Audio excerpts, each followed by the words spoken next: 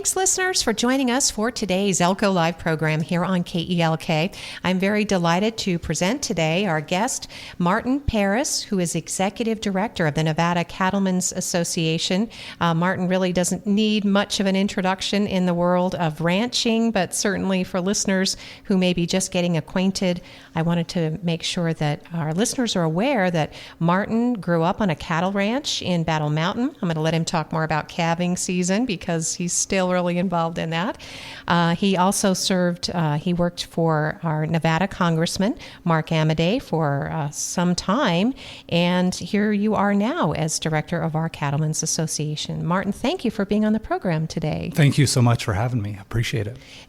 We're hoping this can be a regular feature because this is such an important part of our local economy and our industry and our lifestyle, the values that people appreciate here in Elko County and in surrounding rural counties. So this will be a great opportunity to talk more. First of all, did you want to introduce yourself at any length more? Did you want to talk about some of your experiences? Yeah, sure. Like you said, I born and raised in Battle Mountain, Nevada. Had some political experience. I've worked in Washington, D.C. for a brief period for Congressman Mark Amodei as well. And then lucky enough to be hired on at Nevada Cattlemen's Association, and they allow me to actively be engaged in my family's operation. So that operation is south of Battle Mountain. So I kind of split time between both locations. Which works out really nice. It kind of keeps me level-headed and allows you to be outside and do both things, policy and that ranching side of things. And that perspective is so important, Martin, when you actually go to Washington, D.C. to testify and to tell the stories of people who are here at home and what hardships they're enduring and to celebrate with them, obviously. So you are in the middle of calving season. Did you have any cool stories about that? Well, it's actually been uneventful, which is a good thing, I think. I know a few years ago we had that pretty extreme winter, which was pretty tough on all Nevada producers. So knock on wood, we've had really good weather this year. I think we have plenty of moisture, but without kind of those bone-chilling temperatures that a lot of times lead to death loss in our calves. So everything's going smooth so far. Like I said, this weekend, that's most of what I did was just making sure that those cows are having their calves and everything's healthy. And it's been a really good calving year, I think, for most this year, mainly due to the weather. And that's great news, again, for the industry going forward, because these calves will be, your heifers, your steers. They'll be the beef product, but they might be producers in the future, right? It's all part of growing the herd? Yes. Yep. Yeah, those calves, most folks will, sell those steers and then work through their heifers and decide which ones of those they would like to keep and kind of carry on the genetics in their herd. So here we are. It is March of 2025, and some of what I'm going to refer to is from an article that was in the Nevada Independent that was published March 2nd, and with credit to Amy Alonso. She's the environmental reporter for the Indy, and so just wanted to make sure if anyone wanted to follow along. But Martin, you're the perfect person to talk about some of the what was featured in the article. So how is Nevada's cattle industry right now? I mean, we're hearing things about the population maybe being down, but then there are also record profits. Is that an accurate picture? Yes, yeah, it is. A very interesting position we're in right now. I'd say the last 6 years to a decade, as that article states, we've went through some pretty extreme fluctuations, whether that be weather. COVID definitely had its impact on the beef industry. Inflation that hits on all facets, whether that be fuel prices, loan interest rates, those sorts of things. So through that, cattle numbers declined. I know hay prices, there were folks paying $300 a ton, kind of around that COVID era. And that forced some folks out of our industry, or forced those folks that were able to hang on to maybe reduce those herd sizes. And again, it's a lot of different factors. But when all those things were kind of paired up the way they were the last few years, our cattle numbers are down. But markets, again, are breaking records at the moment. So if you were able to kind of survive that period there, things are looking up. All right, that is good news. And again, according to the report we're reading, just as Martin has described, there was a decline that accelerated between 2017 and 2022. Overall numbers of beef cattle have been creeping down since about 1974. In fact, I hear this at almost every county commission meeting if there's someone there to talk about, the industry or impacts, say, public lands might have on ranching. So we lost a lot of producers, as you said, about 16%. And statewide, we're down to some 1,130 operations? Yes. Wow. So what is happening now? We know that since even this article was published, we might be starting to realize the impacts of tariffs. That could help the ranching industry, Martin? I think so. The tariffs it's a very complicated market. So I think we're still trying to figure out what those mean. I know if you listen to the president, he's indicated that there might be some rough times before things get better. I think it's a thing that we'll have to see play out.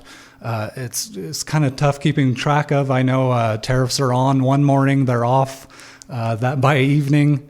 I believe the latest April 2nd, there might be some tariffs that go into effect. But like I said, that by April 3rd, that could change. But it's tough. I think a lot of people struggle to find how the market is just so big. There's a lot of different players. There's a lot of different factors. I'd say most of our members are cow-calf producers. So we have the cows and raise baby calves, but in between there's feeders, there's stockers, there's packers, imports, exports. Those numbers change year to year. So the impact of it is something that I think we're just waiting to find out what might happen there. And we'll keep up with this conversation, obviously, as much as we can, as Martin's describing. The United States is the leading producer of beef worldwide, which is, I did not realize that, and I've lived here for, going on 40 years, 20% of all beef. So nationwide, we've seen a decline as well. So that's how these tariffs, meaning beef from other countries, it's imported, say, from Argentina? Brazil is a big one that we import beef from. Okay. So if they are taxed, if you will, or if there's a tariff placed on receiving, that could make our beef more valuable, accessible, right, Martin? Yes. Okay. Yep. And so that is an important goal. So that is one way to achieve that. But then we also understand that there's another issue at play, and that would be meat packer monopolies, right? Yes. There's currently 4 beef packing operations that control the majority of meat packing. And it is an issue where, I always like to say I raise cattle. I don't raise beef. So you need those folks, I guess. Without them, I really don't have a product. But at the same time, there's 4 of them that kind of control a lot of what happens, and they kind of ride cycles just like the rest of us in that time frame I was referring to earlier. When it comes to the margins that different folks in different sectors are making, a lot of that margin was being realized at the packer end. Right now, a lot of that margin is being realized for our members, the cow-calf end, and the packers are not making what they did. So it rides those waves, and it always has, and I think it will continue to. Martin Paris is our guest, and he's Executive Director of the Nevada Cattlemen's Association. I have to say, though, I'm still thinking, and I'm a bit stumped. So you raise cattle, not beef. What does that mean? Well, most of our producers, like I said, are cow-calf operations. So you want to keep those cattle to keep producing? Correct. And Okay. the ones you sell, a cow may change ownership 3 to 4 times before you see it at the grocery store. So that cow that leaves my operation, a lot of times goes to somewhere like California, and they're pastured out there. From there, they may go to a feedlot to get fattened up, and then at that point, they will go to a processor. And so there's a lot of steps. I guess a lot of our members are the first step, but there's a lot of other steps in the process before that ends up being a packaged meat at the store. So, during COVID, we had folks that would call and say, "Hey, I know you have cattle. Can you cut and wrap one for me?" And I would say, that we would love to, but it's a pretty complicated and complex process that we don't have the capability of doing. So, that's kind of where that, we raise live cattle, and there's a lot of other hands involved to make it what it is at the retail level. Well, thank you for indulging my being so naive again, and having lived here for so long. There are many byproducts too that come with, producing beef and cattle and the other parts of the animal that are simply used in other applications too. Yes, so, yeah. And we're seeing that with beef tallow. That's been in the news, and using beef tallow as a cooking instead of a lot of the oils and things we're using. So yeah, there's a lot of products that come out of beef. So you did mention, and this is also something that our families talked about, we would much rather have meat that we know that's grown locally and harvested locally. So there's also another challenge to the industry, or more historical challenge, which is this country of origin labeling issue. Yes, so country of origin labeling, I believe in 2014, our Congress implemented mandatory country of origin labeling, which required beef to be labeled with that country it originated from. The World Trade Organization shortly thereafter ruled that was an unfair, I can't remember the exact terminology, but essentially that was an unfair trading advantage for us. And they allowed Canada and Mexico to levy retaliatory tariffs upon us. And these tariffs could go to other industries, so lumber, dairy, those types of things, which led Congress to kind of pull that back. And since that time, that's kind of the debate that different cattle industry sectors have had is country of origin labeling. People want to know where their food comes from, but how do you kind of get around this hurdle of tariffs that may apply to other industries, and they're kind of going, what's up with you beef guys? You're about to inflict some harm on us, and we have nothing to do with it. So that's kind of where we're at right now. Through these new tariffs, that might be a discussion that's picked up again. But as of now, if we were to bring back mandatory country of origin labeling, there's tariffs that will go into place. And I don't think anyone's kind of figured out how to get around that at this point. Wow, so complicated. Martin, we picked the perfect person to come and talk about these issues, and hopefully it will deepen people's understanding of why this is so complicated too at the national level. It's not just as simple as the headlines might suggest. Right. Yeah. Yeah, definitely. And that it's also been going on for decades too. Yes.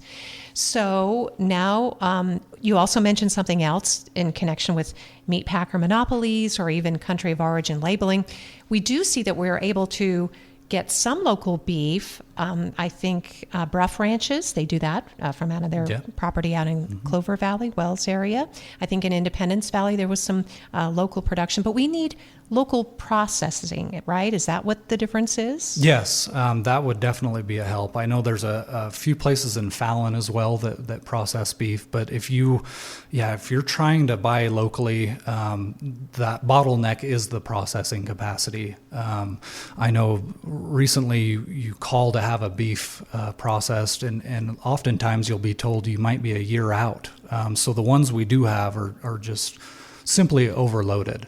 I know University of Nevada, Reno participates in several different grants.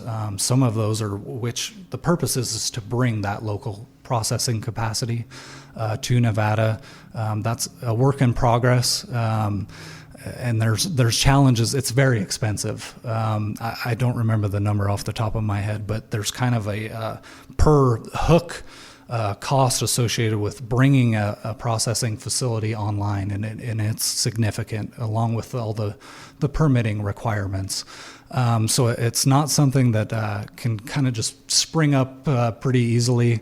But yeah, it would definitely help, and there's efforts going on that I hope will take off, and maybe, like you said, bring back a little local touch to things.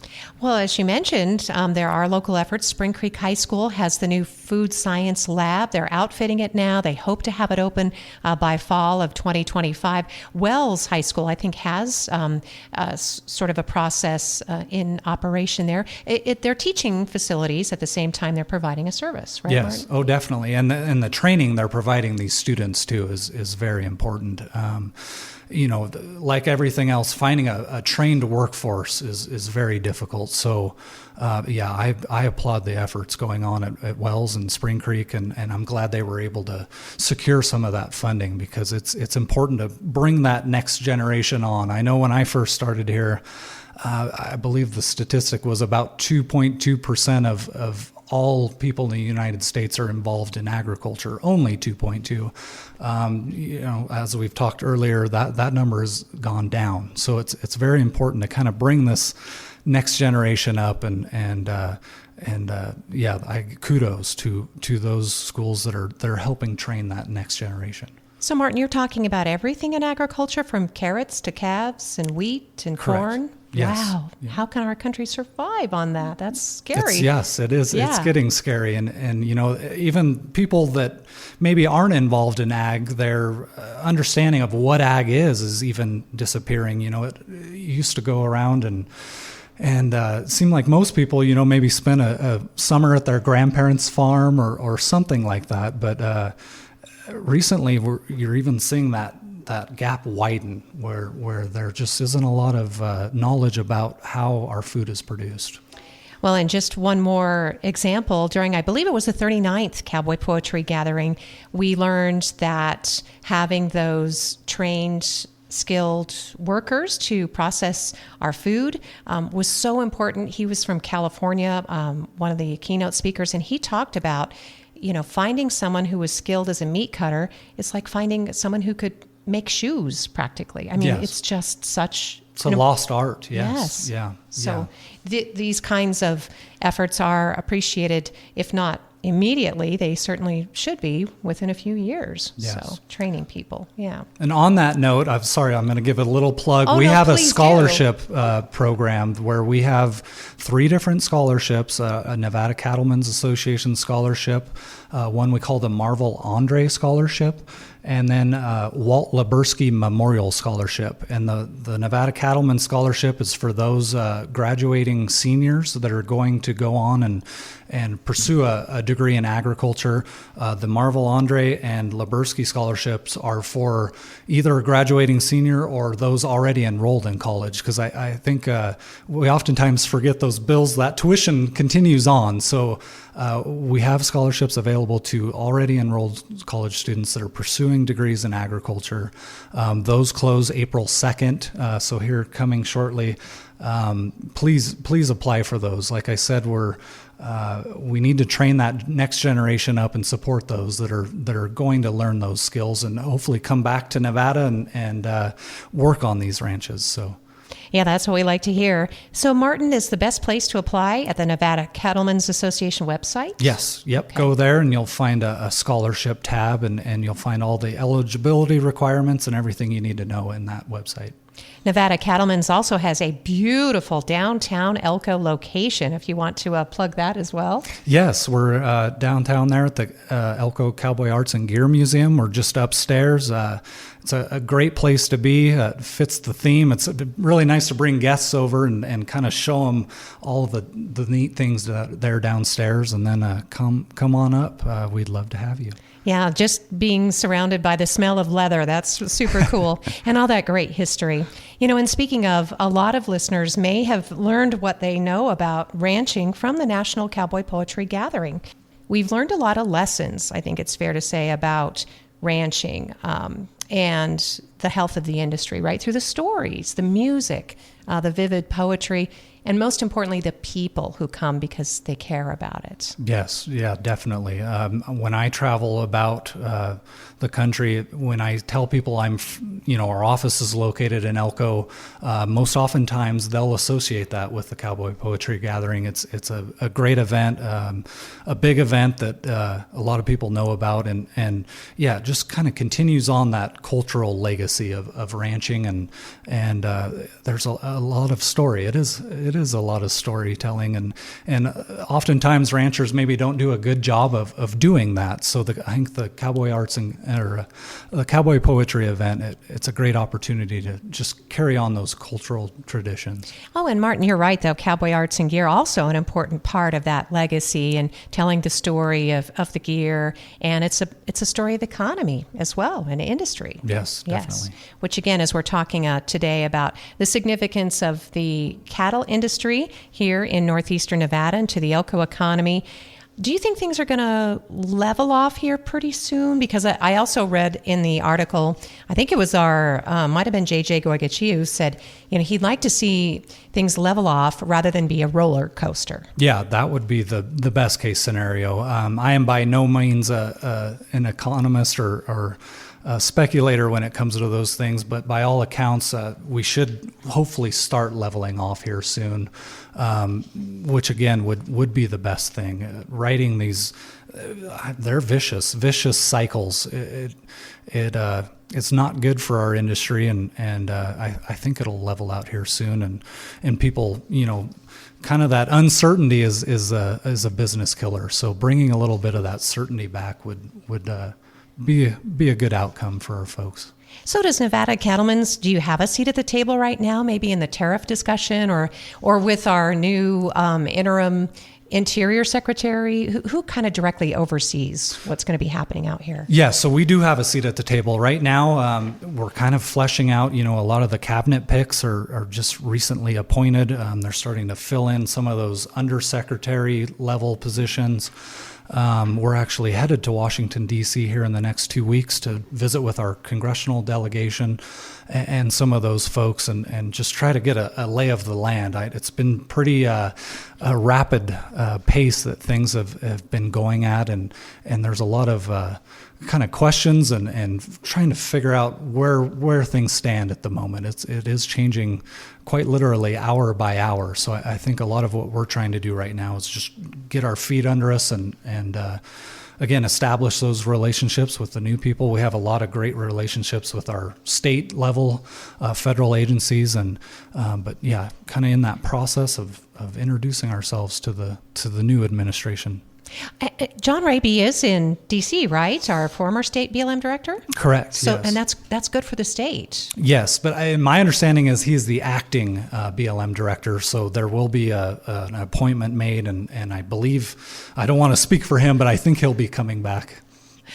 And hopefully we can, it just seems obvious if we could get some Nevada people involved in this process, right? Oh, definitely. Because all of our natural resources are at stake here. Yes, definitely. And that public lands piece, I think, is the key piece. It's unique to us and Western surrounding states, and it's a thing that a lot of folks just can't quite wrap their heads around, but it's very important. And having Nevada folks there that know the lay of the land and kind of how things works is only beneficial. Well, it sounds as though we're also very fortunate that you're in the position you are, Martin, because as executive director, Nevada Cattlemen's, you also have that experience in working for the congressman, for Mark Amadei, and you probably still know how things work, how to get things done, right? Yeah, it served me well. Yeah, it's worked out pretty good to come from that position to this position. Yeah, no doubt. So another of the challenges, and I guess that ties into, we're talking about agencies and who directs them, how permitting is done. I think the AUM right now is $1.35, and that's the lowest it can go, right? Yes. Okay, that's the calf cattle, the cow calf pair. Mm-hmm. So the health of the cattle goes with the health of the range, and we do know that in order to be successful in ranching, you really have to be a good steward. Yeah, it's only in your best interest. If you do not take care of our landscapes, your cattle will suffer as a result. So it's only in your best interest to maintain healthy landscapes. As a result, you have healthy cattle. So it's kind of it works out that way, where eventually, if you're a bad actor, it will come back to bite you. And in the most recent past president, John Griggs, there's a lot of evidence of that, right? Of the way that he incorporates or has incorporated, with riparian areas, introducing, beaver or other natural elements that are, cohabitating and thriving with cattle on the Maggie Creek Ranch. Yeah. And there's new research every day. I know, speaking with UNR a few weeks ago, they're working on coating for seeds that you can feed to cattle, and that seed will pass through the cow and be planted. So that's something that they're kind of looking into and working on. And there's new techniques and practices that just makes us more efficient. Going back to, the U.S. produces the most beef.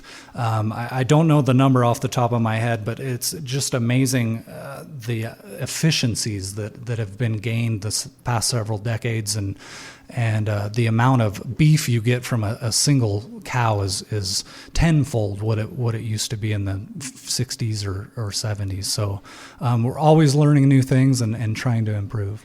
And Martin, it's so amazing. It's almost hard to believe that we can produce the cattle that we produce. Nevada's the most arid state in the nation. And yes. Yeah. I mean, talk about a challenge. Yes, it is. The weather is always, especially in Nevada, you either go one extreme to the other. It doesn't seem to be a middle ground there oftentimes. And finding cows that kind of fit this territory is difficult sometimes. It's not the luscious green that some other states have the luxury of having. So it's difficult. I always say you probably don't do this for the money. You have to love it because it's challenging. That's why you'll find the dairy cattle in Wisconsin and Idaho, because they need all that lush green grass in order to produce the milk that we need for the dairy. So another big issue I want to make sure we get to, which nobody seems to have the answer, but I think a lot of people are looking at this administration saying, what about the wild horses? Yes. In the Neil Cornsey era, who was the previous BLM director under President Obama, I think there was a lot of headway there made when it came to what is the cost of housing these horses? What is the cost if we continue to kind of let populations explode? Maybe for those that kind of think about it in an animal advocacy sense, the money talked for some of those people. So here in the last few years, Nevada has done a good job of maintaining populations. Now we kind of need to make sure that we stay there. There's always that risk that you kind of rush and get things into where they need to be and then back off, and it won't take very long for those populations to increase again. But yeah, there's been a lot of gathers. I think populations are coming into check. But there's a lot of money. There's a lot of money at stake, and we eventually need to figure out how to best manage the situation. It's just plainly not sustainable. So it hasn't risen yet, but confidence that it may. Yes, I think so. As we talk about DOGE and looking for fraud and waste and where our money's being spent, I think the Wild Horse and Burro program would probably be one that might get a look, and hopefully that springs a discussion about how do we best do this then, because again, we're on the track to spend billions of dollars, and I think when you're looking at it from a taxpayer perspective, there's a lot of things that would be better spent on. So I do hope this springs a discussion about how we move forward, because the way we've been doing it for the last 50 or so years is not really working. And even wild horse advocates will agree, Martin, that having the animals stand in the corrals and being fed, for the duration of their lives, that's not healthy nor humane for them either. So they should be managed. Correct. So that'll be something that I think when you come back on the radio as things emerge, we can talk more about that. I think people can appreciate getting conversations from people who are most impacted by these issues, right? We know the agency's trying to manage them. They have a national law that they have to follow. Yeah, so, right, yes. correct. And yeah, I think ranchers don't hate horses. I think we get a bad rap that that we're just anti-wild horse. But when it comes down to it, they just need to be managed. Everything else is managed. Elk or wildlife populations, dogs and cats, and just horses they're not sustainable. And ultimately, letting them explode in populations is not in the horse's best interest either. It's a pretty bad life to lead, especially when we're talking about our persistent drought conditions in Nevada. They simply cannot exist at the levels they are. So I hope folks can come to the table and we can find a solution. Thank you, Martin, so much. We'll get ready to close things out. And when you do come back, we can talk more about horses. People think that horses compete with cattle, but they graze differently. I mean, that's just a scientific fact. I mean, that's they impact the range differently. Yes, so. and I always say, cattle, we live under our structure of our permits. So if your permit is 10 months and you need to be off in the spring, you follow that permit. Whereas horses really, they're not managed to that way. They're out on the range 365 days a year, 24 hours a day. And so that's an important distinction to make too, I feel. Well, the last topic that we will address just for today is, sadly, there has been tragedy that has struck the ranching community. And during the National Cowboy Poetry Gathering, this last one, the 40th, there was discussion about families coming together and being real and talking about issues that impact families: suicide, depression, addiction.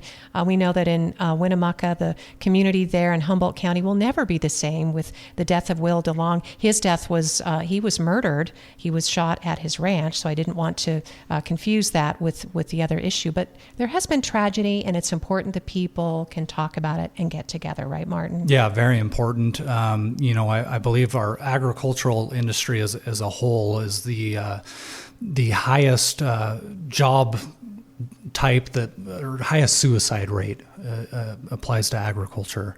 And a lot of it has to do with these just extreme vicious financial and other types of cycles. And it's very important to we're family oriented. It's important to talk to your family, talk to your friends, reach out to people, especially being isolated. A lot of us are isolated. We're in very rural areas, and it's important to just reach out to folks if you're experiencing some of those types of feelings.